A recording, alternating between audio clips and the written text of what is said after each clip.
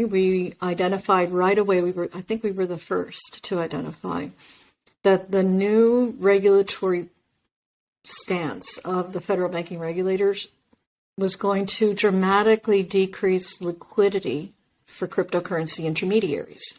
They issued a big statement January 3rd. Our system caught it. I podcasted about it.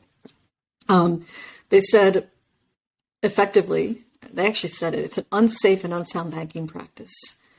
You don't actually have to outlaw crypto intermediation. All you have to do is say, hey, heads up, bank examiners are going to view this as an unsafe and unsound banking practice, and that just sends a chilling environment. And then they did it again in February.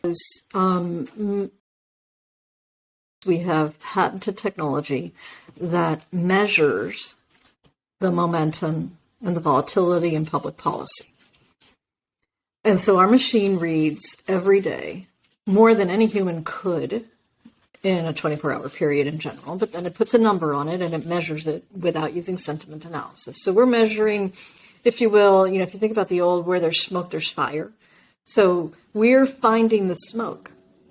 And because we're generating numbers from language, that's what the patented process does, it turns words into numbers.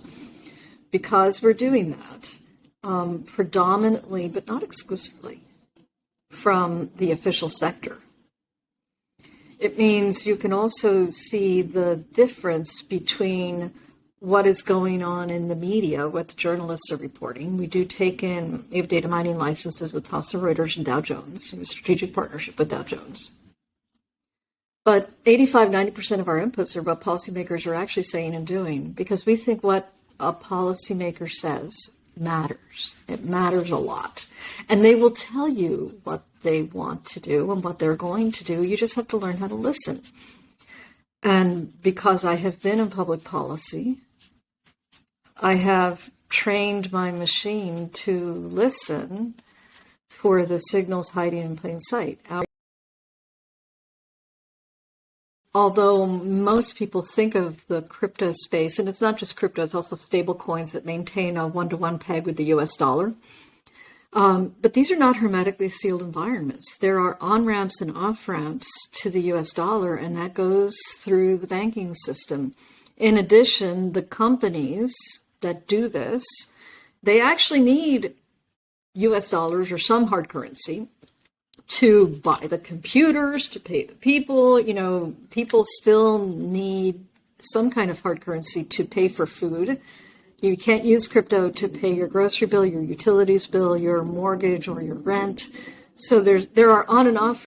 Well, we start from the proposition, like I said, that what policymakers say matters, and people don't hear it enough.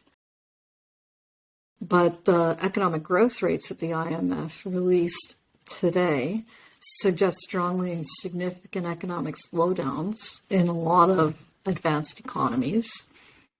And that's, of course, what the Fed wants. And what every central bank wants. They want to, ironically enough, they want to slow down the growth rates so that the pressure on prices comes down.